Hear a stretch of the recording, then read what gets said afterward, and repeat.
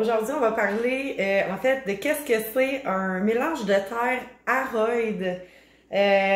Moi-même, je m'étais déjà posé la question au début quand j'ai commencé à acheter des plantes rares parce que, sachez-le, warning, je ne suis pas une horticultrice, je ne travaille pas là-dedans, tout ça est mon expérience personnelle.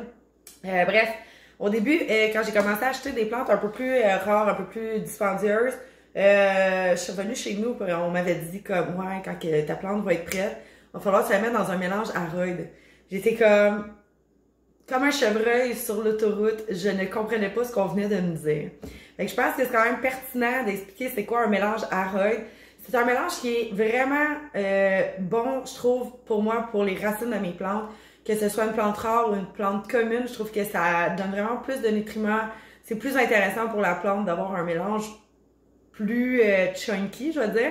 Mais c'est pas toutes les plantes qui sont là-dedans. Comme toutes les pothos, ça serait, pour moi, pothos, voyons, je veux dire, syngonium serait pas là-dedans. Il y en aurait comme beaucoup qui seraient, clairement, je mettrais pas dans ce genre de substrat-là. Mais des plantes comme les anthuriums adorent ce type de mélange-là. Si vous avez des plantes comme les Monstera albo, taille constellation, même les pygmes princesses, quand même intéressant comme mélange aussi à avoir. Très aérien, ça laisse les racines circuler. Puis, ouais, c'est ça. Fait que, en fait, je vais vous montrer de quoi est constitué un mélange aroide si vous en avez besoin ou vous désirez en faire pour X raisons. En fait, un mélange aroide est à part égale de 3 types de substrats différents. Donc, vous allez avoir la perlite, qui est un substrat qui peut, dans le fond, prendre une bonne partie de sa grosseur en eau. Là, j'ai pas fait de recherche là-dessus. Vous allez me comprendre que je pense que oui, les recherches sont pertinentes, mais il y a beaucoup de vidéos qui se font sur le substrat perlite. Fait que si vous savez pas comment ça fonctionne, allez voir sur YouTube, il y a quand même pas mal de vidéos qui ont été faites à ce niveau-là. Là.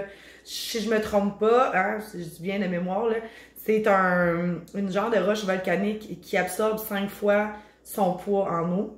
Donc, ça se pourrait que je mente ici, là, mais ça ressemble en gros à ça. Donc, ça sert en fait à ce que le substrat reste humidifié. Donc, vous pouvez partir des semis là-dedans de plantes un peu plus...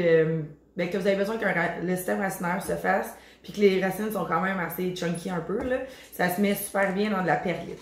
Donc, de la perlite, ça fait partie du mélange aroide. Ensuite, vous allez avoir, à part égale toujours, le mélange, en fait, de terreau à orchidée, qui est un mélange vraiment chunky, qui va ressembler à ça. C'est vraiment des copeaux de bois. Je suis désolée pour mon chien. Ça ressemble à ça ici, comme ça.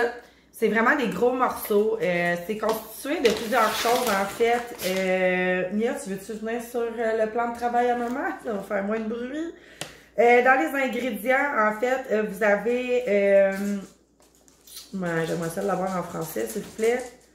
C'est de l'écorce de sapin de l'Ouest, du charbon de bois et de la perlite. Fait que la perlite étant ce que je viens de vous montrer. Donc, c'est un mélange, en le fond, qui est hyper chunky, qu'on appelle. Fait que si on vous dit, mettons, vous achetez une plante, ben, mets-la dans un mélange chunky.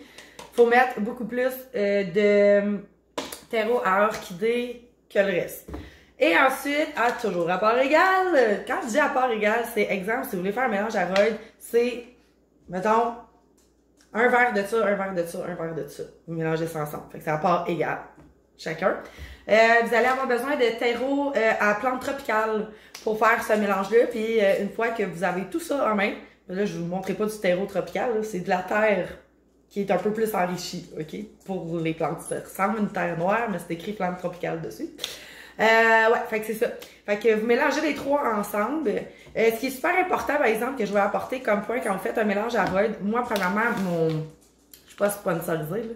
Le mélange qu'on m'a dit puis que moi je préfère prendre, c'est le mélange ProMix, qui est vraiment super bon contrairement aux autres substrats. Il est fait différemment au niveau de ses ingrédients dedans.